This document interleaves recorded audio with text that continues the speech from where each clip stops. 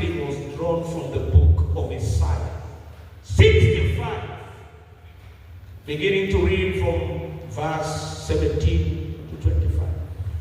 The children of Israel that Isaiah is writing to are in a season of disappointment.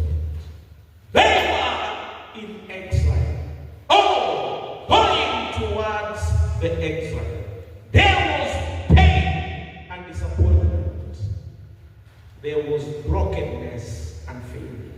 There was also delayed answers. They committed past mistakes. And I want to tell you, some people follow their past mistakes and failures. And they are always in a season of disappointment.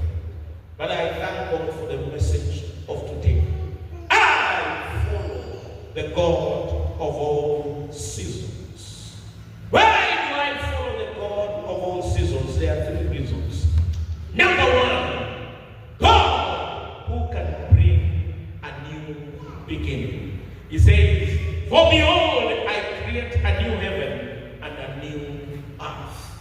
We follow the God who creates new things. He brings a new beginning. God is not limited by your past.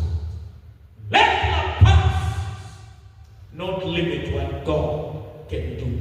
The past of Job was failure, disappointment, and temptation.